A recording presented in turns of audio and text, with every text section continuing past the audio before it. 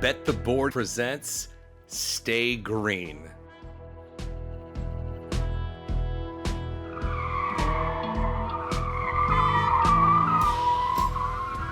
Stay Green is your first stop for all the metrics, matchups, and money-making opportunities at the track each race week.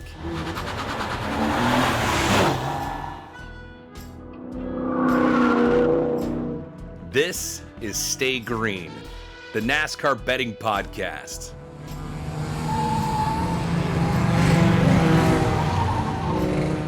Here are your hosts, Todd Fuhrman and racing analyst Chris Werme. Welcome into a fresh installment of the Stay Green podcast, part of the Bet the Board podcast network. We go from a 1.5 mile track in my backyard in lovely Las Vegas to what used to be the home track for racing analyst extraordinaire Chris Werme. I'm your host, Todd Fuhrman, joined by the aforementioned Chris Werme. And Wormser, you, my friend, happen to be on the road yet again, huh? You just can't stay put at this point in your life.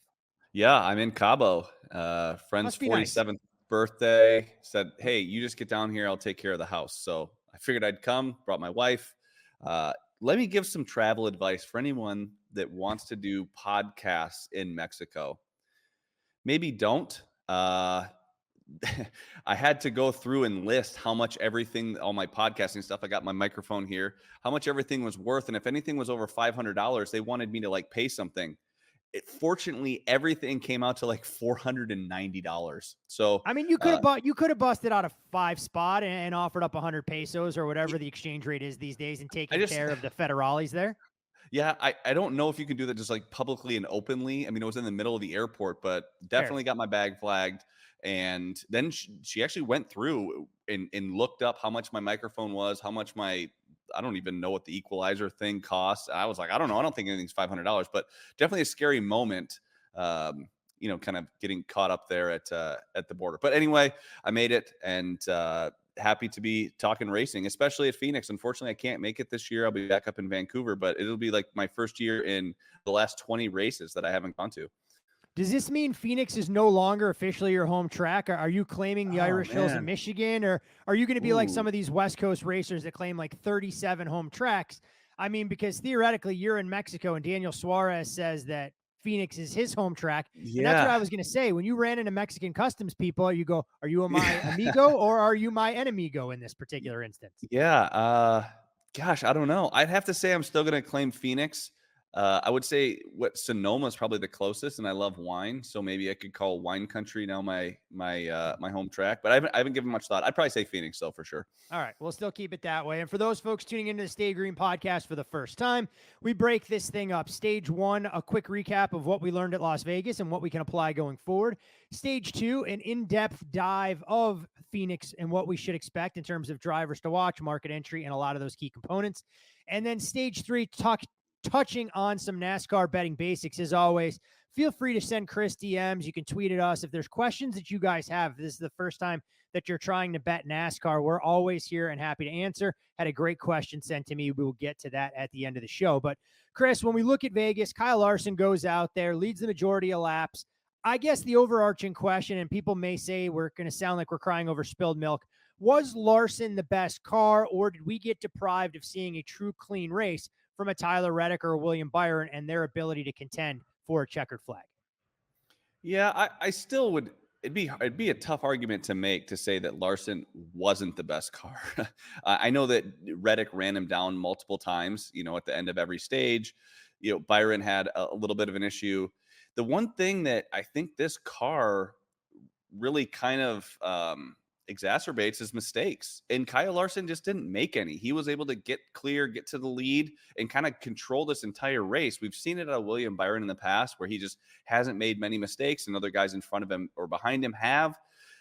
You just have to run clean races with this car. It's so hard to get back through the field. It took Byron probably 2/3 of the race to get all the way back up there into the top 10. So I still think Byron made a second mistake. I mean, first thing was a trash bag that you can't really control with a silver bullet in there. And then he makes a second mistake that more or less kind of doomed his day and an ability to contend for a top 5 or podium finish. Yeah. The other thing though, everyone's saying that even Hamlin was talking about it on his podcast about who's got to get better. I don't think the pit crew was horrible. He still was there. If you were to tell or ask Tyler Reddick before the race started, hey, with 5 to go, you're going to run down Kyle Larson with a chance to pass him. Would you take that? Yes or no? The answer to that question is yes. So as much as you want to, you could blame the pit crew or, whatever these small mistakes they made. He had a chance to go out there and win the race, and Kyle Larson kind of schooled him.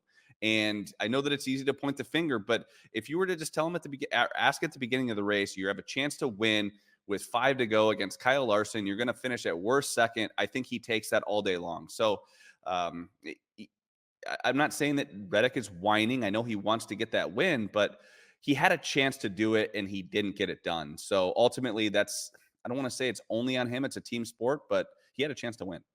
Yeah, I mean, at some point you have to go out there and make things happen. You have to force the other drivers into mistakes. And I think what was fascinating about Kyle Larson mentioning, given the aerodynamics that we see in the next gen car, so much of being in that leader spot is driving through your rear view mirror, making sure that you're taking away the line for your opponents, because there is not a huge level of separation between a lot of these cars that are out there. So to your point, coming full circle, every mistake gets magnified in this kind of context. Before we move on to Phoenix, just real quick, biggest surprise for you, either in a positive or negative manner. And I guess we can kind of dovetail that into biggest disappointment. So the floor is yours in terms of some of the major observations that you saw. Well, I think the biggest surprise is Noah Gragson.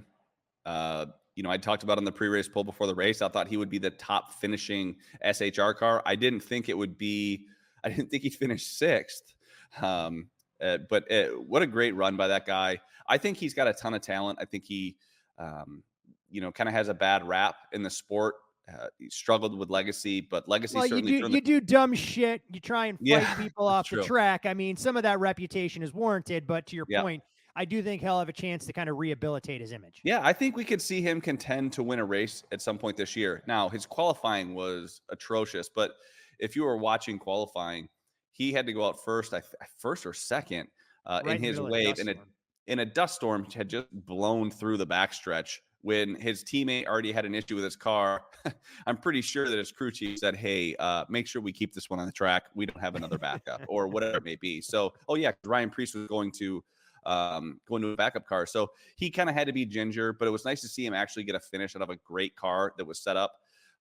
Biggest disappointment, I would say, I know Brad Keselowski finished 13th, but that was not a 13th place performance. We didn't talk about him at all the entire day. I thought, coming off of a fall race last year where he was out there leading laps ahead of Kyle Larson, who won all 3 stages in that race as well. I expected a lot more, but man, he was lucky to get 13th, because I bet his average running position was 18th or 19th place throughout that entire day. That team's just got to get better. Yep. And I think, look, we didn't have a chance to see if it was Brad K or if it was both RFK cars, because Chris Buescher's day was ended prematurely. So that's a race team that'll be under the microscope this weekend with a new aero package that we'll see unveiled at the mile track at Phoenix. You can follow Chris on social media at Chris Werme15. I'm Todd Fuhrman. You can follow me there as well. Most importantly, for all things Bet the Board, be sure to follow the Bet the Board podcast just in time for the March Madness podcast that'll drop in 2 short weeks or thereabouts, as we get you ready for the big dance as well. And Worm, as we go into stage 2, we mentioned the aero package. I know Kevin Harvick on the telecast kind of joked that he got things confused, that he realized during the broadcast that it wasn't going to be the 1.5 miles. It was going to come at the 1 mile. Not much difference expected in racing per some of the testing that was done here and a lot of the experts that are out there, but you're also going to have a new tire, a little bit thicker to try and put a little bit more heat into it, hoping for some tire fall off. I mean, from a drivability standpoint, is any of this going to impact how you handicap going into the week before we see cars unload for practice? No, I think you're still going to look at track history to handicap a new tire and, the potential, when they test, they don't test with 35 cars on the track. They test with, 5 or 6, and they're very rarely running in packs. And when they do, they're obviously not trying to wreck race cars. So if you're reading too much into that, you could probably get you could probably find yourself developing an opinion maybe before necessary. I think it's important to just kind of let practice come to you. Let's just see, you get a full 50-minute practice, which is great for us that handicap most of these races based on practice. So I think just kind of wait and see. Don't kind of have any preconceived notions heading into practice. Just be open to, hey, if someone looks fast, it's probably, if they look fast in the stopwatch, it's hard to hide that. So that's what I'll be looking forward to this weekend. And I mean, Kyle Larson when he was asked about the package, which he tested, he couldn't remember.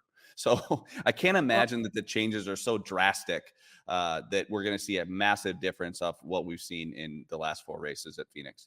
Honestly, I'm pretty sure you could put Kyle Larson in a shopping cart and he'd go out there and be able to get the most out of it. So he doesn't strike me as the kind of driver that is all that worried about any of the changes that NASCAR is making. He's going to figure it out probably by about lap 15 or 20. And as long as he doesn't race the wheels off of that damn thing, he's going to have a chance to win races. Scary for the rest of the field that he's already able to grab his first win of the season after only 3 races.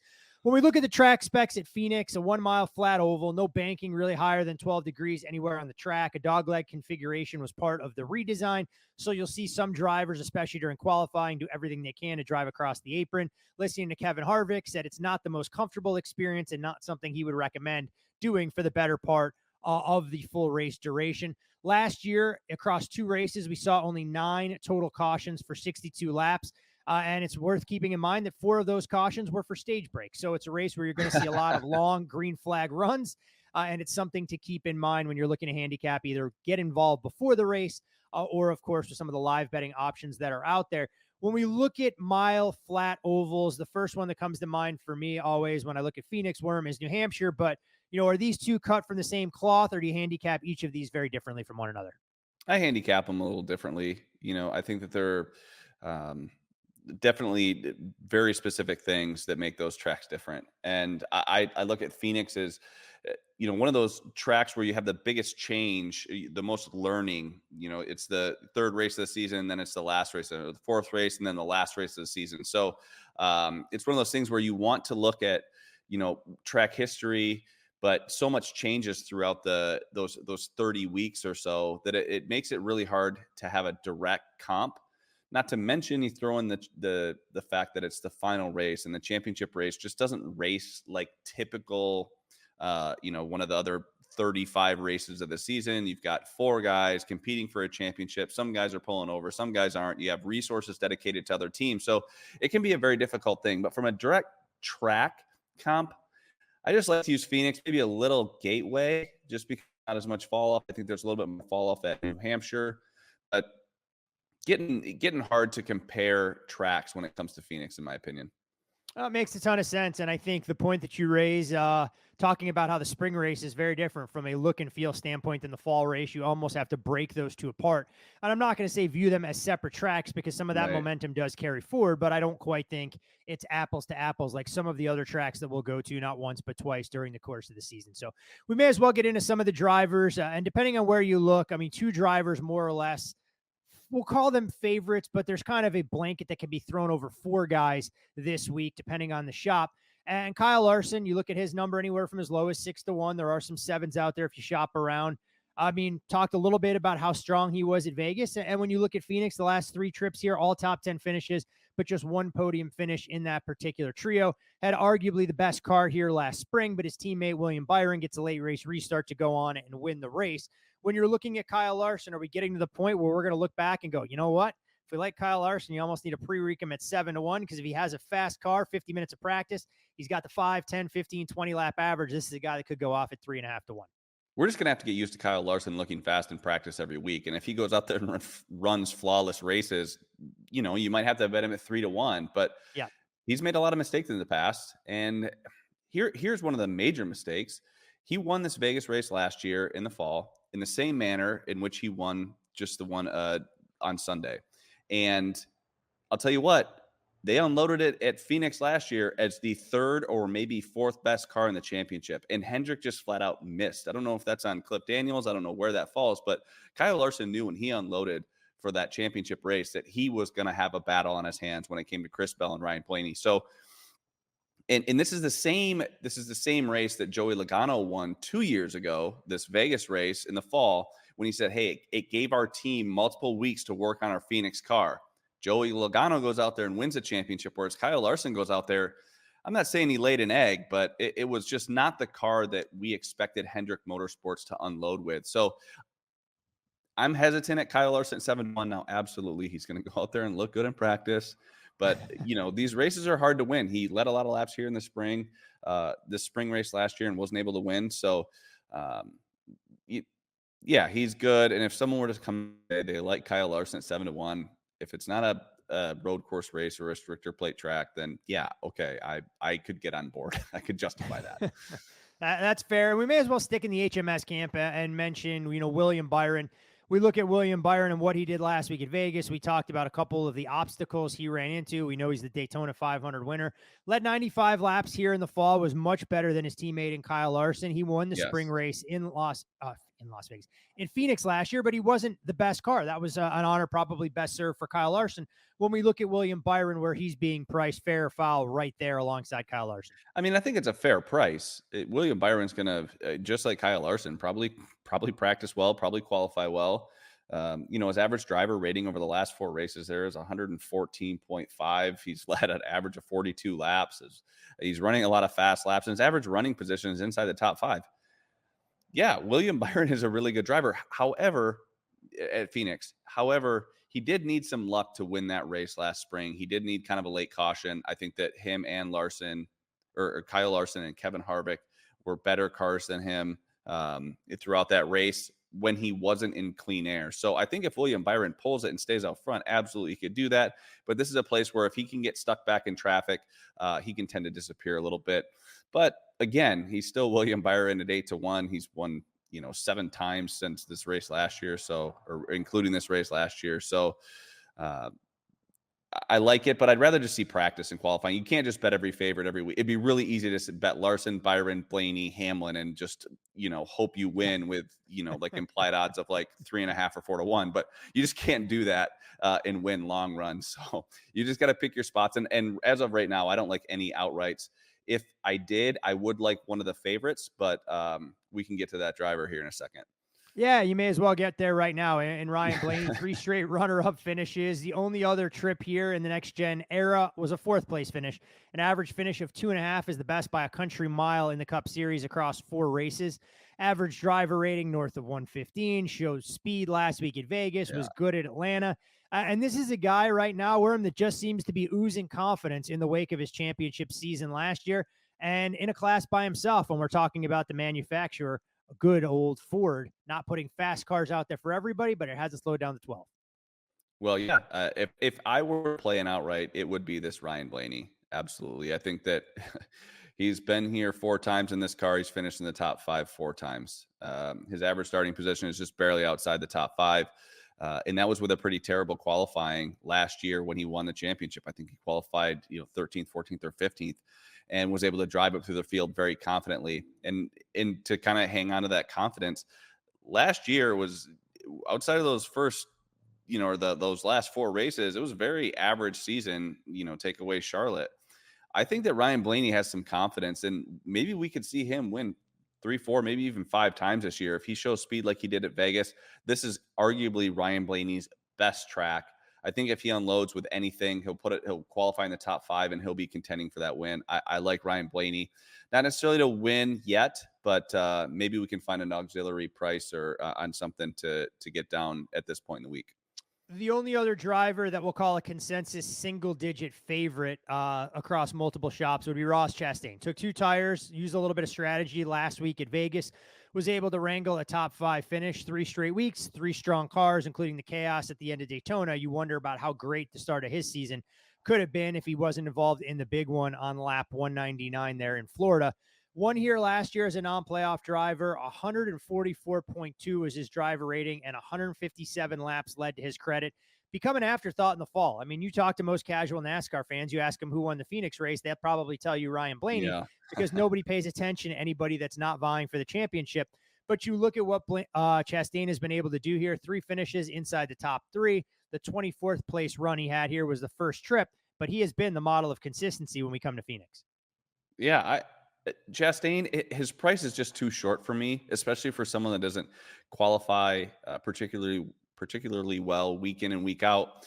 he looked good in practice at Vegas. We knew that he was going to look good, or we kind of anticipated that. And we were still able to get the same price or even a better price on him after practice and qualifying. I think the same thing again this week. I think he'll have to qualify quite well to qualify in the top 5 for us to see a reduction in this price, especially when you have the Byron, Larson, Blaney, which I think are going to qualify kind of all in the top 5. It'll just be about who's better in the long run. It was an impressive win by Ross, but he showed it in practice. And so that's what I like about this Phoenix track is you get 50 minutes. I think we'll have a good idea of who's going to look good come race time.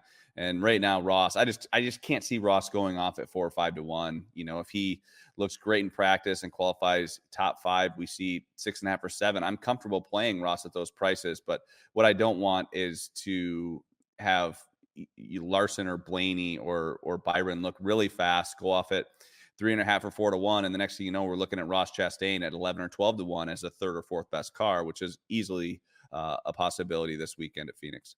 Yeah, it makes a ton of sense. There is a couple of 10s out there on Ross Chastain, but that's the best I've seen in market. We'll call the consensus kind of in line with that 8 to 1 price tag. When we move from some of the favorites into the value tier, it's got a very much JGR feel to it, so to speak. When we look at Denny Hamlin at 10, Christopher Bell at 10, Martin Truex Jr. at 10, a former JGR driver, and Kyle Busch right around 12. And then we get into some other manufacturers and drivers as well. But when we look at Hamlin, we look at Bell, we look at Truex. I mean, JGR historically has been great when we go to flat, short tracks. Yep. They get the most out of their cars. But I won't say that any of them were overly dynamic with the way they performed in the fall, including Christopher Bell, who's failed not once but twice when we talk about coming to Phoenix with everything on the line, trying to vie for a championship.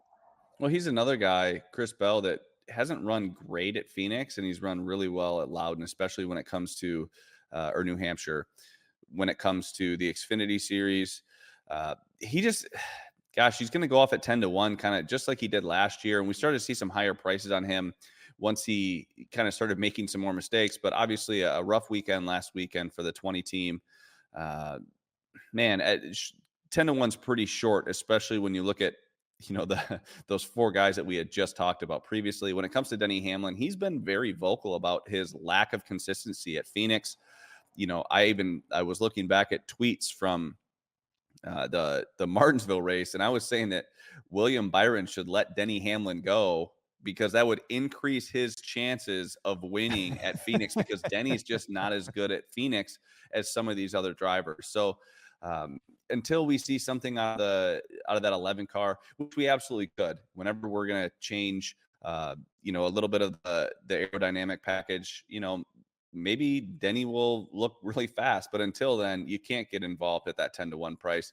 And then Martin Truex Jr., I think he's probably the best. If I could pick the best 10 to 1 guy or the guy that provides the most value, I'd say it's Truex. I think that he was able to work his way a little bit through the field last year, especially in the playoff race.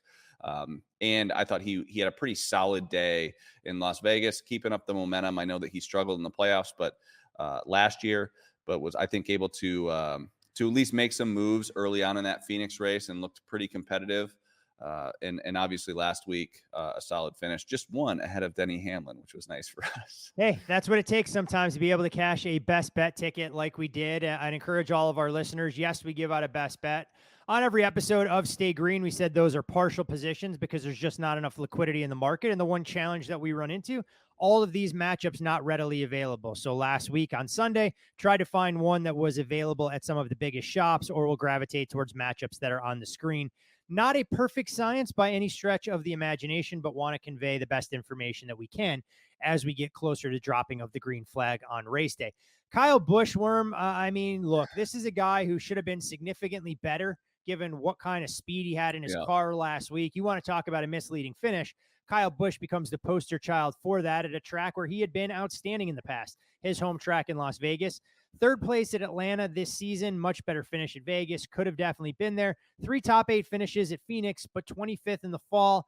We can say what we want. Late last year, it appeared once he had been eliminated from the postseason that he was more or less checked out. But I look at some of the prices here, and Kyle Busch, awfully intriguing as a short underdog to a lot of the aforementioned drivers and guys that we have brought up already in terms of what our expectations are for them. Yeah, Kyle's so tough. I feel like the last couple of years, it's been so hard to figure out where his head's at. I feel like this year he's more positive than I've ever seen. He's typically, or in the past, it's been a more of a negative guy. But man, it's hard to touch that 12-1.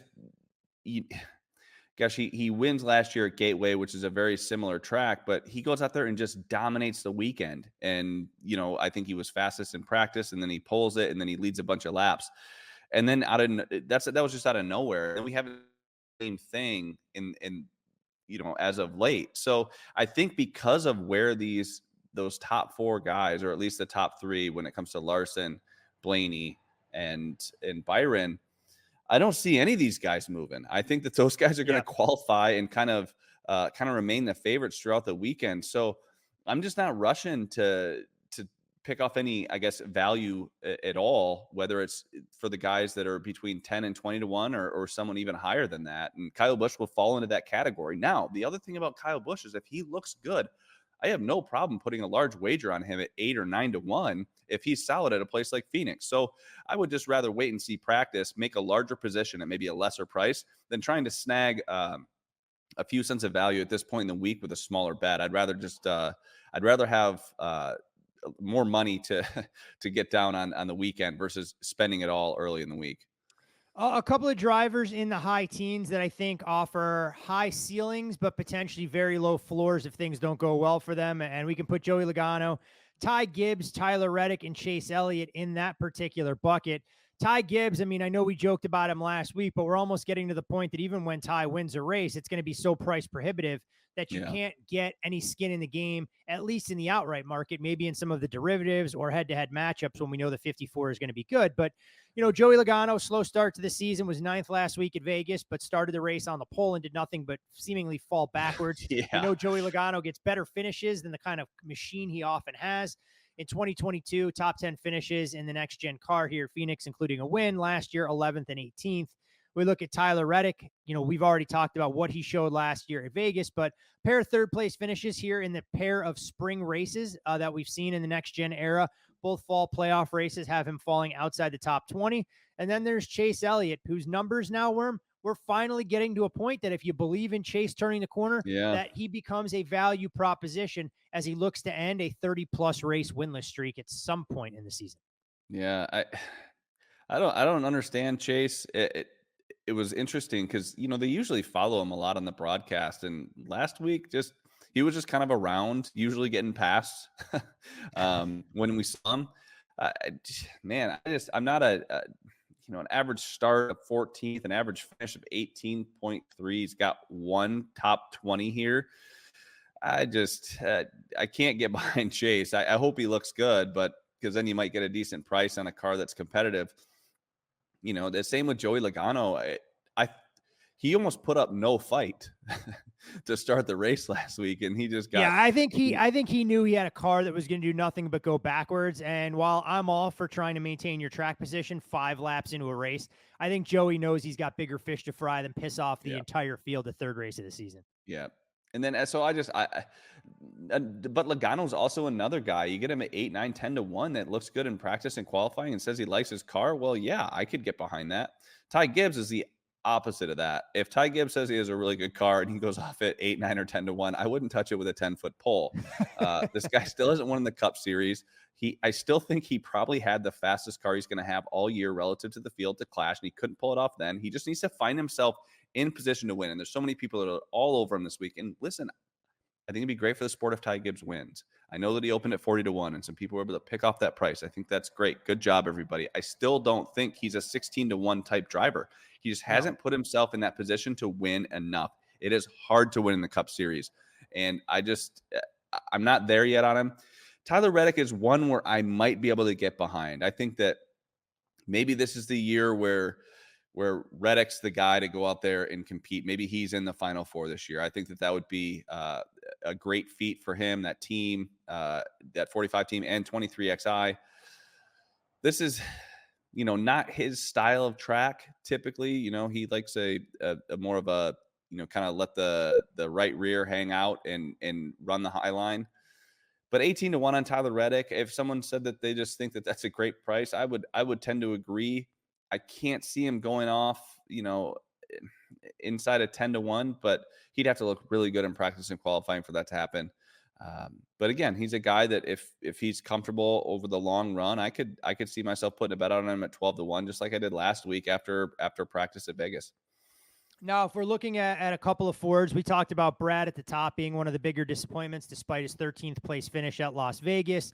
No finish better than 15th at Phoenix in the next gen car yet, but he's being priced like a guy that has potentially, a top 8 type ceiling.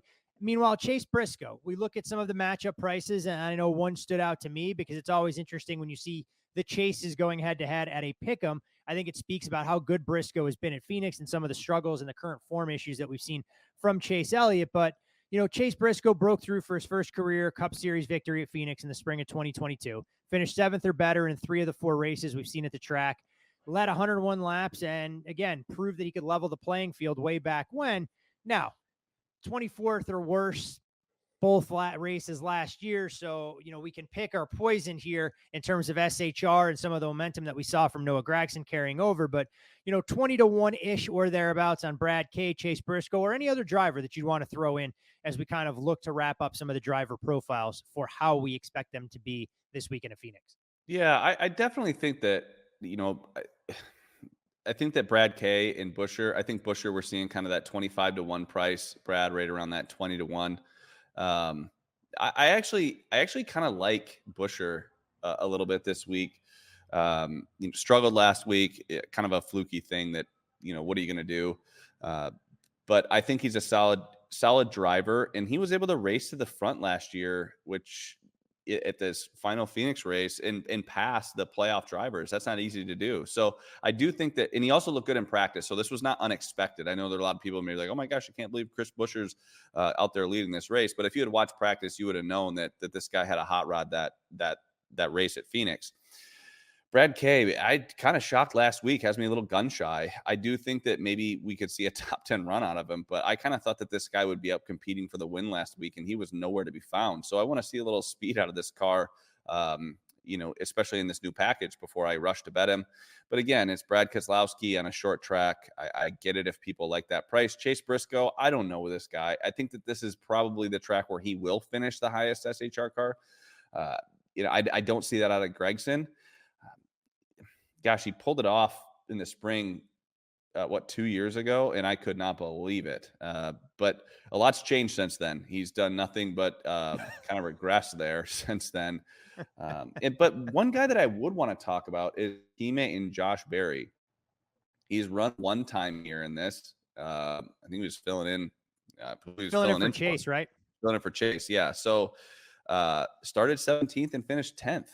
So he's got one top 10. I know that Hendrick stuff is not the same as SHR, but he's a short track guy. He's 70-1. He had a very quiet Las Vegas. I didn't expect him to come up there and be dominant at 1.5-mile tracks, but I do think if we get into these shorter tracks where you have to manage your tires a little bit better, we could see some potential speed out of this car. I am not betting him. This is not me endorsing a Josh Berry bet, but I do think that we could see if we do see that 4 car kind of make some strides and kind of continue where they left off with Kevin Harvick. I'm not saying that that's what's going to happen, but Rodney Childers does know how to set up a car for there, and I'm pretty sure that he can convey some information on what Kevin Harvick was doing, and if there's a guy that can kind of mimic Kevin Harvick at a short track, it's a guy like Josh Berry. Look, I'm not saying it's the best bet on the board we're going to find this week, but I'm also not going to say it's the worst bet. When we look at some of the top manufacturer odds that are out there, Josh Berry at a price of 20-1 to be the top finishing Ford, I think has boomer bust potential when we consider that we believe in Ryan Blaney and we have questions about Joey Logano, Chase Briscoe, Absolutely. Brad K, and Chris Buescher. Would it shock me if Josh Berry finished 23rd? Absolutely not. But if things broke the right way and he happened to finish 4th, you can make a lot worse bets than taking a flyer on a guy like that, given the fact that these are the kind of tracks he grew up on and where SHR thought he could do most of the damage when they gave him the number 4 seat. Well, and they showed speed at Las Vegas for the first time. This is it only takes something to click. I mean, we saw it last year with Ryan Blaney. He'd have 32 races where, kind of blah, with the exception of Charlotte. And then all of a sudden something clicks and you feel speed. And all of a sudden everyone's, feeling confident. You go out there, you're like, hey, I have the car that can go out there and win this race. I'm not saying that that's where SHR is right now, but if that's where the momentum is heading, I'm pretty sure that 4 team can figure something out at Phoenix. I don't hate that top Ford price at all. I do think that Blaney has a clear edge there, but Yeah, but there's a reason that one Blaney is mistake. 2.5 to 1 instead Right. of 20 to 1. So, I mean, that's part of it. And I think what's interesting about SHR and what all of us are going to be paying attention to, I mean, look, by NASCAR, or I should say Ford elevating front row to a tier 1 Ford program, says there's going to be somebody that's the odd man out, and a lot of speculation, of course. Will SHR be a Ford manufacturer going forward? So something that we're going to want to pay attention to as we get deeper into the campaign. If SHR isn't getting good performances, we could begin to see, at a much lesser extent, a legacy motorsports type situation unfold. Ford not getting the giving the resources to SHR and them completely falling off a cliff. So they'd be best served to win a race and show that they are going to be a force to be reckoned with, should we be heading for a divorce with that particular manufacturer and race team. You can follow Chris on Twitter at Chris Werme15. I'm Todd Fuhrman. You can follow me there. And as we head into stage 3, Worm, the question I got, and I know we addressed it last year, but I always think it helps to offer a little bit of refresher as people make the transition from betting stick and ball sports, primarily college and pro football, into betting NASCAR. When you look at matchups and outrights, you talked about how matchups represent a much larger percentage of your portfolio, and rightfully so, because it's picking driver A over driver B and needing, yes, some luck, but not the same level as it is in terms of winning outrights. But when we look at handling and tackling the top 3, top 5, and top 10 market, a lot of people want to chase that big payday that's there. Is it something where you'd recommend taking a percentage and playing a top 3 and top 5 if you like a guy to win? Or is it a case-by-case basis? And how do some of the newer NASCAR bettors kind of go about approaching this market? The one thing I will say, top 10s for me oftentimes become the teasers of the NASCAR community. It looks real easy to bet a guy inside the top 10, and you'd be amazed how many good drivers happen to finish 11th or worse any given weekend. Yeah, so the way that I structure outrights and matchups is I'm typically a 1 to 2 unit guy on outrights, but sometimes less. I mean, you get in you have someone at 100 to 1. I don't think that there's any reason to put a full unit on that, nor is, I don't know, anyone taking that size bet. Well, it depends it depends what your unit size is. Yeah, like we have to, relatively speaking. You also have to kind of take that into account. If you're not able to get down, or you're feeling limited somewhere, well, you don't want your card to be completely lopsided. So I usually like 1 or 2 units on matchups, or excuse me, on outrights, if my favorite outright, and then kind of maybe half a unit or something on a couple other guys to protect. But I do think that my biggest edge is in matchups, and I'll play anywhere from 2 to 4 units on matchups. And usually it's less about betting on the fastest car and more about fading the worst car with guys that you think will be solid, because you get pinned a lap down. It's really, really difficult. You take the wave around. Even if you get the wave around, you're on old tires that the leaders come real quick again. So I am more of a matchup heavy guy. It is nice to hit outrights, but when you have someone at 3 to 1 going out there and dominating a race, I didn't think that there was any didn't think that the risk was worth the return there. So I definitely am more matchup heavy, especially when it comes to just units. But outrights, gosh, you just never know. If you want to couple them with like top 3, top 5, and top 10, it becomes a little bit more nuanced than that. I prefer top 5s more than I prefer top 3s, and here's why. A late race restart, even the best car could slip back to 5th. And so if you're going to be protecting usually a win bet, and very rarely will I play a top 5 without a win bet. Does that make sense? I'm usually making sure that I'm protecting my win bet. So let's just say last week it would have been Tyler Reddick was kind of my biggest win bet. I would have had him top 5 as a protection. If he does run well, you still want to get paid out at a certain point. So that's typically I did not have Tyler Reddick top 3 or top 5, so I went boomer bust, and finishing second got me bumped. Gosh, yeah, man. He had a good car. He had a chance to win, but it's so hard for me to come in and say, like, I'm definitely not the guy that says, hey, I'm going to bet 10 units on this race. I let the odds come to me. There's been many times where, we've had conversations and it's like, you know what? I think that the best bet is maybe this guy to win and then nothing else. Just that's what the odds have presented us with lap times. And there's other times where I send you a text maybe as soon as odds come out. I'm like, well, hold on to your shorts because it's going to get weird tomorrow, because I think that we have some mismatched pricing here, and it's all determined. It's all based on odds and what we see in practice. So, and it also depends on where you're at in the week. If you've stolen some value let's just say you've locked in some guys at 20-1 that are now going off at 8, 9, 10-1.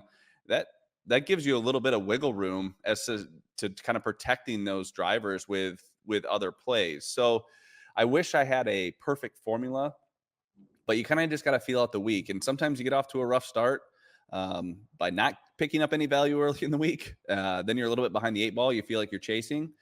But this week especially, I am just sitting back. We have an hour practice. We have a new package. I don't think there's any reason to go rush and play any out. I do, however, have an opinion on a matchup that we're going to play. Oh, look at that. We will get there in just a moment. I think the one thing you said, though, that's important for some new NASCAR bettors to really think about is when you're looking at those head-to-head matchup markets, it's so important to know which drivers you want to bet against, because if you're fading a particular driver, let's say in multiple matchups, he has an engine issue, he has something that goes wrong, suddenly you can go from 2-1 or 1-2 to 3-0 in the snap of a finger, where if you're betting on one driver in 3 matchups and he has something go haywire, there's a very good possibility you can find yourself behind the 8 ball at 0-3. So something to think about. That's a very different thought process than what you would typically adopt when you're betting a baseball game, a hockey game, or a football game where, it's one team against another. Oftentimes it's hard to just purely fade, but NASCAR and motorsports in general provide those kind of opportunities. But you mentioned a strong opinion in that head-to-head market, and we like to call this the best bet portion of the program, Wormser. So where are you taking our loyal Stay Green listeners on this magical mystery tour? Well, I whiffed last week with this Michael McDowell, Ricky Stenhouse. Had I known that Michael McDowell was going to stay out and try to catch a caution, I would have advised against that play. However, this week, it'd be nice to know those things in advance. So I'm glad that I wish you had the crystal ball that kind of gave us that foreshadowing. Well, I'll tell you what, there's a head-to-head matchup. Ryan Blaney minus 110 on Denny Hamlin. Denny Hamlin does not have a top 5 in this car. And at this Phoenix track, and Ryan Blaney doesn't have a finish outside the top 5. So I think there's definitely some value on Ryan Blaney. I don't think that the package is going to have that much of an impact. We've heard it from Denny Hamlin before that he struggles here. We've also heard it from Ryan Blaney. This is one of his best tracks. I think that this probably should be priced probably should have opened at minus 150, minus 140 at the very worst. So I think that minus 110 provides us some value.